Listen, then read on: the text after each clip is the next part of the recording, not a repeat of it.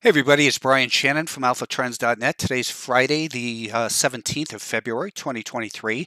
The market was kind of mixed here. The S&P and the semis were down a little bit, but the Nasdaq, which usually follows the semis, was up 0.5%. The Russell 2000 did the best. And on this spreadsheet, what you'll notice is I got rid of that USL, the ETF that barely trades, and replaced it with actual oil here down below. So I'm going to continue to track that throughout the year. So now oil's down 4.7% year to date, and the XLE is down. I should have that in red.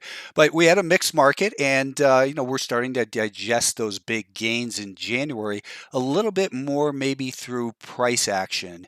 Whereas we've seen a little bit of a time correction the last couple of weeks with this, choppy back and forth action. Now we're below a declining 5-day moving average. That black line is the month to date volume weighted average price, and it really hasn't been useful. Neither has the 5-day moving average. We did break below the 20-day moving average here and the low from last week. So I think it's pretty likely that if we get a rally in early next week, that this little area is likely to become resistance and then see it continue lower down towards a test of the year-to-date anchored volume-weighted average price. That's that thick blue line right there. We did close below the anchored VWAP from the all-time high.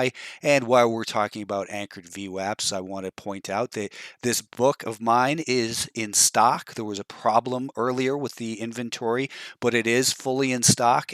Maximum trading gains with anchored VWAP. So far, there are 15 ranks or ratings rather on Amazon. 100% of those are 5-star, and it's the #1 bestseller in investment strategy and analysis. So, thank you for those of you who have ordered, and those who have not. If you're in a foreign country, you can go to Amazon US, and I've heard a lot of people say they can get the physical copy shipped to them that way. Otherwise, it's available on Apple Books as of today, as well as Google Play Books. The NASDAQ is still having trouble with the anchored volume weighted average price from the COVID low right here. And we look, it landed right on the 20-day moving average. I think we're going to see something similar in here, though, that we see a rally up that's likely to fail and then kind of do something like this and come down and test this prior important area in this this had been support in here, then resistance. And it's never an exact level. As my friend Larry McMillan says, you draw trend lines with a crayon, not a sharp edge and a pencil. So there are areas, just like we always refer to a year-to-date anchored volume-weighted average price as a level of interest. It doesn't mean it's going to bounce there, but certainly if you look at some of the names like Coinbase bounced precisely there, Amazon is trying to find buyers right on that year-to-date anchored volume-weighted average price. Etsy, kind of had been holding and broke down through it the last 2 days. I could go on and on with lists of stocks that you've heard of, stocks you haven't heard of.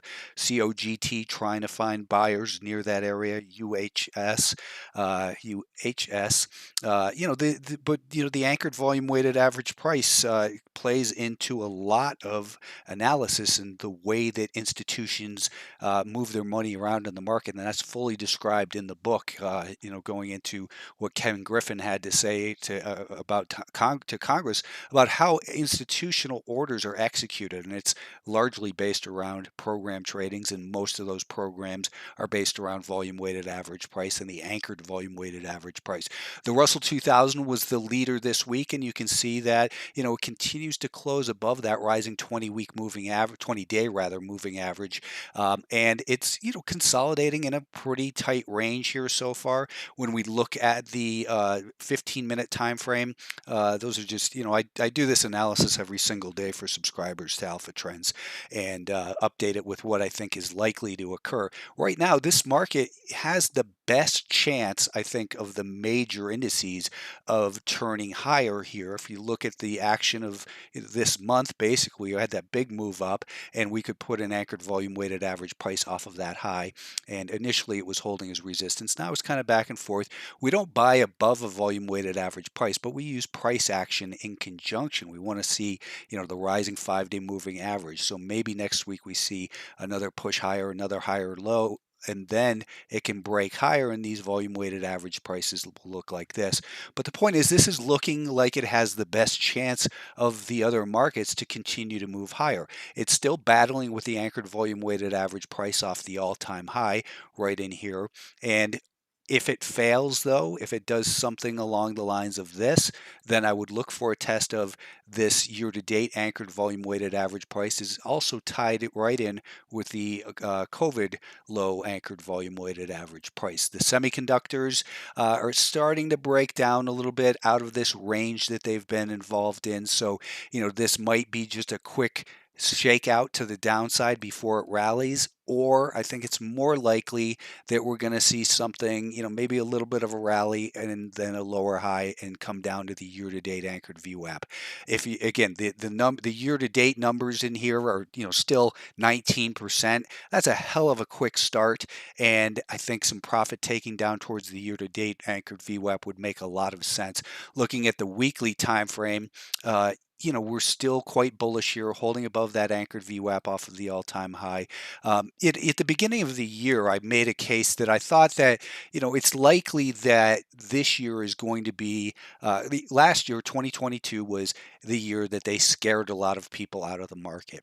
And it was, if they didn't scare you out last year, they're likely to wear you out in the major markets this year. Now, that's my overall kind of in the back of my brain thoughts about what's going to happen with this market. It's certainly not meant as a prediction or a blueprint for what's going to happen in the market, but it gives me kind of keeps me honest to thinking, don't get too bullish whenever the market gets up towards the top end of that range.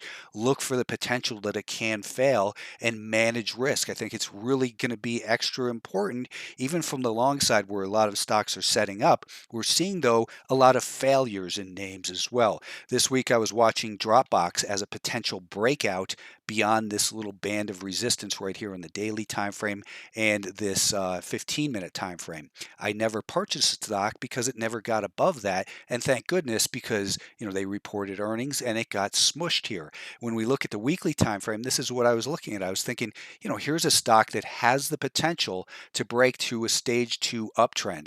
It had been finding supply right at that anchored volume weighted average price. Here, I'm just going to make it thicker from the peak, and you can see how perfectly the sellers came in at that anchored VWAP from the peak, and it was unable to get above it on this shorter term time frame. If it had gotten above it, I would have purchased it, but not before earnings. In fact, there was another stock this week that I really liked, and I traded it for a short term trade because, again, looking at the weekly chart on this TOST, here's the anchored VWAP off the all-time high. To me, it looked like it had the potential to become a stage 2 uptrend that might do something like this.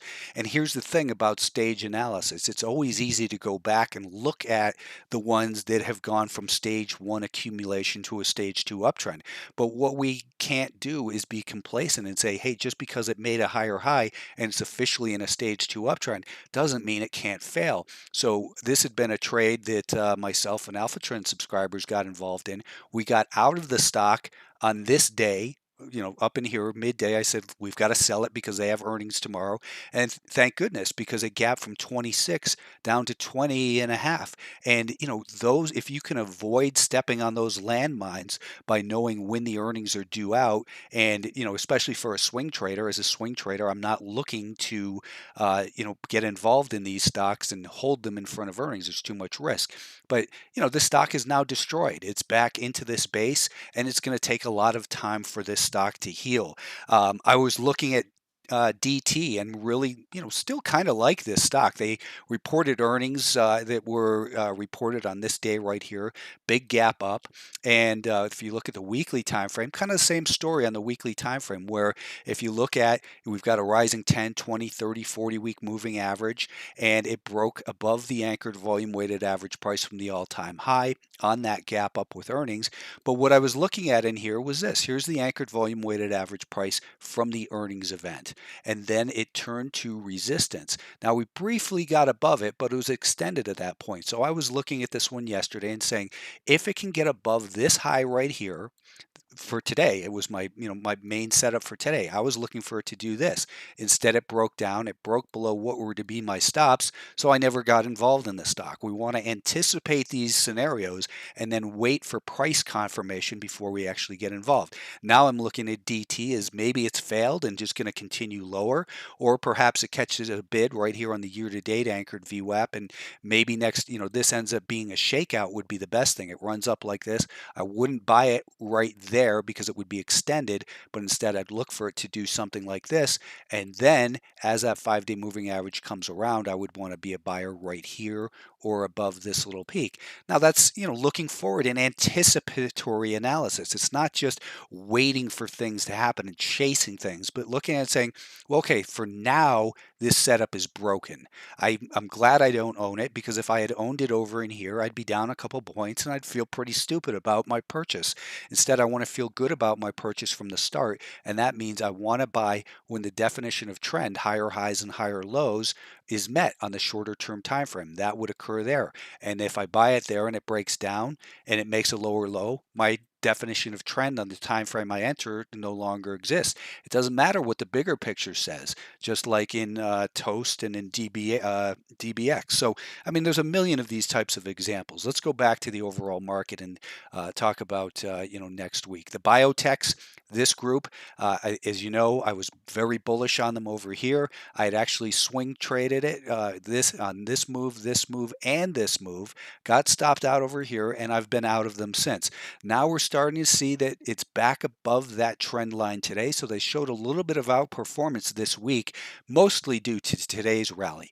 Now, do I want to buy this higher high? No, because where has it come from? It just rallied from 84.5 to 87. I want to see it make a higher low first, and then maybe be a buyer, and then look to see how it handles the anchored VWAP from the beginning of the month, and more important, from the high here. So if I'm looking at the XBI going into next week and thinking maybe this market has a chance to turn around, what I would be looking at is that maybe it does something, along the line of what I just outlined, and maybe it rallies instead of up to here, maybe it rallies up initially to this anchored volume weighted average price, pulls back, makes another higher low. This 5-day moving average starts to catch up to it, and then it continues that pattern of higher highs and higher lows.